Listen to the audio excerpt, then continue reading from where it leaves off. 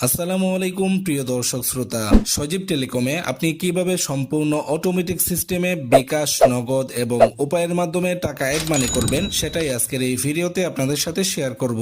আপনি টাকা পাঠিয়ে দিলে সরাসরি আপনার অ্যাকাউন্টে টাকা অ্যাড মানি হয়ে যাবে, কোনো প্রকার ট্রানজাকশন আইডি বসাতে হবে না। তো এই সিস্টেমটা কিভাবে কাজ করে সেটাই আপনাদেরকে দেখিয়ে দিচ্ছি। আমি যদি এই চোখ আইকনে ক্লিক করে দিই, এখানে দেখতে পাচ্ছেন আমার অ্যাকাউন্টে কিন্তু কোনো ধরনের ব্যালেন্স অ্যাড করা নাই, মানে সম্পূর্ণ জিরো ব্যালেন্সের অ্যাকাউন্ট। এবার যদি আমি টাকা অ্যাড মানি করতে চাই সেক্ষেত্রে আমাদের অ্যাড ব্যালেন্স অপশনে ক্লিক করতে হবে। তারপর আমরা কোন মাধ্যমে টাকা অ্যাড মানি করতে চাচ্ছি সেটা এখান থেকে সিলেক্ট করে দিতে হবে। আমি বিকাশ পার্সোনালের মাধ্যমে টাকা অ্যাড মানি করব, যে কারণে বিকাশ পার্সোনাল অপশনটা সিলেক্ট করে দিলাম। তারপর যে কোনো একটা অ্যামাউন্ট দিয়ে নেক্সটে ক্লিক করতে হবে। এই পেজে আসার পর এখানে দেখতে পাচ্ছেন একটা বিকাশ পার্সোনাল নাম্বার দেয়া আছে, এই নাম্বারটা আমাদের কপি করতে হবে। এটা হচ্ছে আমাদের অফিসিয়াল বিকাশ নাম্বার। আপনার যদি এই নাম্বারটা মুখস্থ থাকে অথবা আপনার কন্টাক্টে সেভ করা থাকে সেক্ষেত্রে আপনাকে এত ঝামেলা পোহাতে হবে না। আপনি সরাসরি বিকাশ থেকে টাকা পাঠিয়ে দিলে আপনার অ্যাকাউন্টে অটোমেটিক সিস্টেমে টাকা অ্যাড মানি হয়ে যাবে। তো নাম্বার কালেকশন হয়ে গেছে, এবার আমরা চলে যাব বিকাশ অ্যাপস এর মধ্যে। তারপর সেন্ড মানি অপশনে ক্লিক করে আমরা যে নাম্বারটা কপি করে নিয়ে আসছিলাম সেটা এখানের মধ্যে পেস্ট করে দিতে হবে। এবার আমরা কত টাকা অ্যাড মানি করতে চাচ্ছি সেটা এখানে লিখে দিতে হবে। আমরা আপাতত 500 টাকা অ্যাড মানি করব, যে কারণে এখানের মধ্যে 500 টাকা অ্যামাউন্ট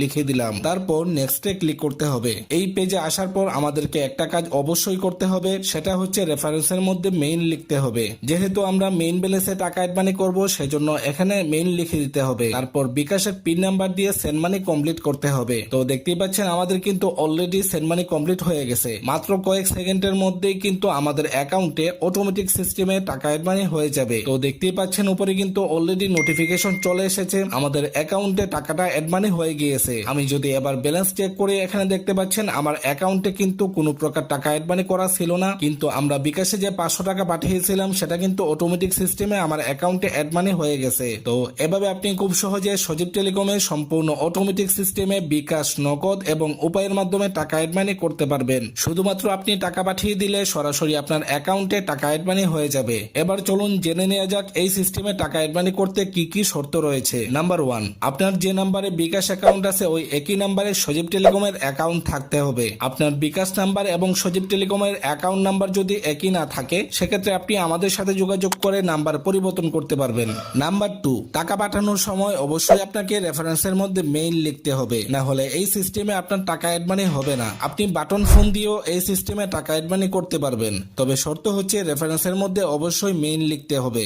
নাম্বার 3, আপনি বিকাশ, নগদ এবং উপায়ের মাধ্যমে এই সিস্টেমে টাকা অ্যাড মানি করতে পারবেন, তবে রকেটে এই সিস্টেমটা অ্যাড করা হয় নাই। পরবর্তী আপডেটে ইনশাল্লাহ আমরা রকেটের মধ্যেও এই সিস্টেমটা অ্যাড করে দিব। এবার চলুন আপনাদের কিছু ডাউট ক্লিয়ার করে দেই। এই সিস্টেমে টাকা অ্যাড মানি করার ক্ষেত্রে আপনি যদি ভুলবশত রেফারেন্সের মধ্যে মেইন না লিখেন সেক্ষেত্রে আপনি ট্রানজাকশন আইডি বসিয়েও টাকা অ্যাড মানি করতে পারবেন।